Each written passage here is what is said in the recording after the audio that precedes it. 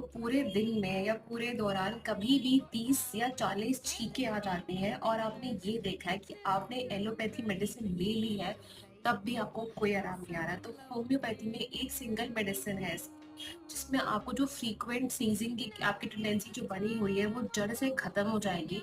But always make sure कि आप अपने अदर सिम्टम्स मैच करेंगे, और दूसरा हमेशा अपने फिजिशियन से पूछ के ही लेंगे। The medicine is mention in my description below, and always make sure to consult your physician, or you can message me on my given number. Follow for more.